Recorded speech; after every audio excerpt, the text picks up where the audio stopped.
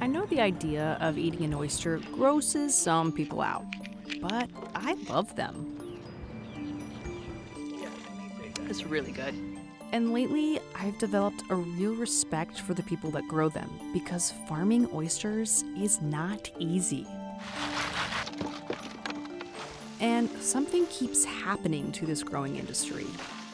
Oyster farmers will come out to their farms to find that a huge chunk of their crop, like 70, 80, 90%, has died. We weren't seeing anything one day, and the next day we went out and it was just like it was just all dead shell.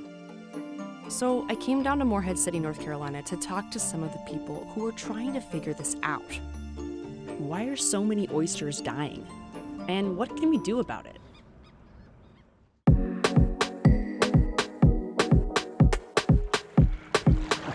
So we are here to look at the Duke Aqua Farm. It's basically like a small version of an oyster farm that students can learn from.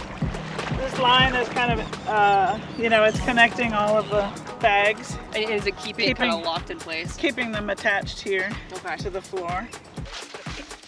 A quick primer on how oyster farming works. Farmers buy what they call seed oyster, basically tiny baby oysters. So in this silo here, there's about 17,000 oysters. Cuties. Farmer Tyler Chadwick grows his oysters here until they're big enough to stay inside these bags. As the oysters get bigger, farmers move them into bags with larger holes so they can do what they do best, filter the water for nutrients. So it's moving rocks. Yeah. Yeah, it's moving rocks. It's what we do for a living is move rocks. Basically, we put out oysters that were this size last August, and by now they've grown up to this size, and it's May. This rapid growth is a very vulnerable time for oysters. They are pumping so much of their energy into growth that they have less energy for their immune system. So if they're exposed to pathogens, they're not as able to fight them off. But a dead oyster will basically start to gape. What happens is that the muscle at the end of the oyster, whenever they die, the muscle basically relaxes and so the shell opens. And that's that gaping you see. How we know when an oyster is dead is when we pull the bag up and you hear that sound? That's what we hear. That's the sad sound. That's the sad sound. What we want to hear is listen to this. Nope, see that one's dead. You hear that? So that one's dead.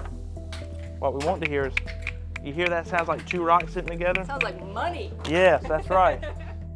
Like in any other farming, sometimes crops die. But these mass mortality events don't seem normal, and scientists are trying to find solutions because this is a critical time in this industry. Many farmers aren't large enough to weather big losses yet. We put all this time and all this hard work into it, and then it's finally time for us to harvest, and we pull them up and we got to dump them in the road. That's what happens with our dead oysters. They become driveway. So there's no single bacteria or disease that's causing all this mortality. There's a lot of factors involved. More development on the coast means more potential pollutants, extreme temperature fluctuations due to climate change, and also the fact that there's just more oyster aquaculture happening in the area. But here's what we do know. North Carolina is known for its really salty waters. That's partly why oysters here taste so good. But high salinity causes everything in the water to grow really quickly, including the microbes that kill oysters, which occur naturally in the water. There's a simple sounding solution to this problem. What if we don't grow oysters at high salinity? Move them up the estuary, maybe just move them during the summer when the mortality risk is highest, or have nurseries at low salinity and only bring them down to high salinity for a couple of weeks to finish them. They taste better at high salinity. There's also a longer-term shift that scientists think needs to happen.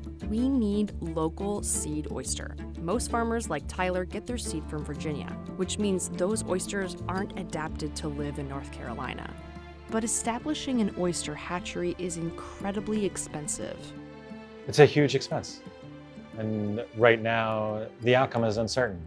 We have really good initial evidence that our North Carolina-derived oyster lines work better. That's just a few years of study. In the short term, the team is growing their own oysters alongside local farmers and bringing them back to the lab to dissect them and identify which bacteria are killing them. They hope to develop a warning system so that when they see the bacteria they think will kill the oysters, they can give farmers a heads up that it's coming. This is a problem for everybody. We want to make sure that this industry stays resilient in the face of things like climate change, and as mortalities break out, everybody has the same goal, and that's to promote and keep the oysters healthy and alive, because they're a great resource. Now, I might not have a PhD behind my name, but I work in the water. This is my livelihood. This is something that I deal with every single day. I'm doing my part to better our water quality. I'm in it for the long run. I consider myself a farmer, and as long as I can afford to grow oysters, I'll keep doing it. Thanks for watching, and here's the big polarizing question. How do you feel about eating oysters? Let us know in the comment section.